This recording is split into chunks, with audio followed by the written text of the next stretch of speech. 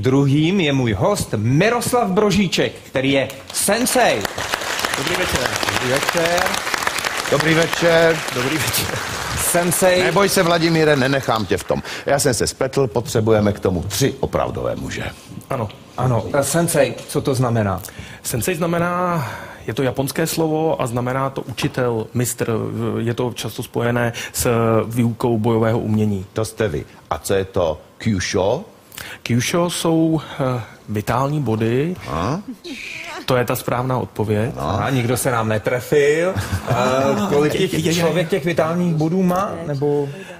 Vitální body často korespondují s naším nervovým systémem a těch bodů je velká spousta. Jsou to stovky bodů, co máme na těle. A co ty body dokáží? Dokáží ovlivnit celý náš systém chování, chování v dobrém i ve špatném.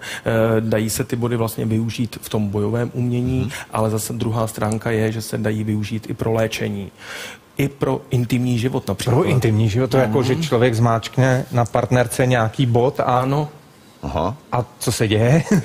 Dějou se příjemné věci. A tak to se budeme ptát pak, až tady nebudeme mít diváky, něco nám Určitě řekne. je to možné.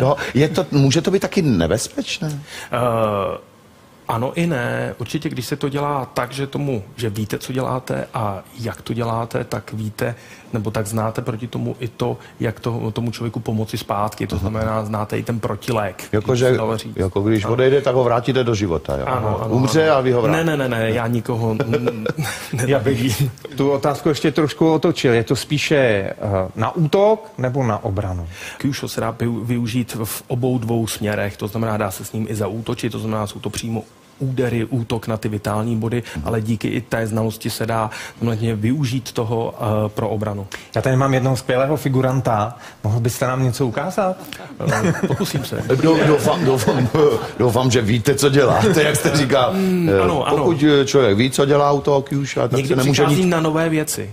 A pak teda hledám dlouho ten recept, jak zpátky. Dobře. Takže se sejdu s někým, podám mu ruku. Ano, řeknu dobrý den. Co jste udělal? Tady máte takový zajímavý vitální bod, ano, přímo na ruce, který když se zmáčkne, tak tady, se získá taková reakce, ano. Já to znám takhle, jako že se vylamuje ten palec, takhle. I to je, ale při vylomení toho palce vylomíte palec, ale já se nesnažím vám ublížit. Dobře, a já tady mám taky skvělého figuranta. Mohl byste něco ukázat tady na tomhle pánovi?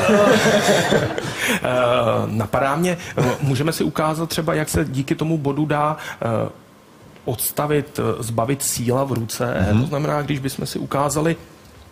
Mně se ta ruka klepe. Když mi tady dáte na rameno a zatnete, Vladimír, ta ruka nejde vůbec ohnout. To je slabé, prosím vás. Ty jsi fakt dobrý, ale. Ty jsi dobrý. Takže, na to kolik vážíš, Maroši? Můžeme si udělat takovou jednu zajímavou situaci, to znamená, já budu pod útokem Vladimíra, který mě bude krtit. A já se už můžu? Už můžete. Jít kouce.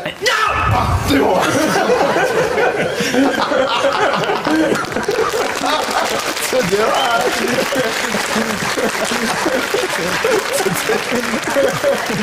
Já jsem zmačknul vypínač. Jo, a máme ještě něco? To se mně líbí, udělejte ještě něco na něm. To není dobrý být vypínaný takhle. A jenom lehce. Udělejte mu ještě něco. Ano. A jo, dobře. Tak. Můžeme si ukázat, tak tohle byla taková jednoduchá dysfunkce na rukou. Jak jsem říkal, ty body máme po celém těle a aniž bychom tomu partnerovi ublížili, tak jsme schopni ho dostat takovýmhle způsobem na zem, paralyzovat. Můžeme si ukázat na obličeji, je takový... Na obličeji. Na obličeji. Vy se ho dotknete jenom na obličeji. Já se ho dotknu na obličeji, já se ho jenom... A on lehne, jo? Ano. No tak... To jsou ty body, co jste používat na ty ženy. Oni ty body jsou často duální, oni se dají použít i pro to dobré, i pro to zlé, takže teďka budeme používat to v uvozovkách, pro to zlé, aby jsme někoho dostali. Ano, takže uděláme... Co to děláš? Já nevím. Takže se nechce.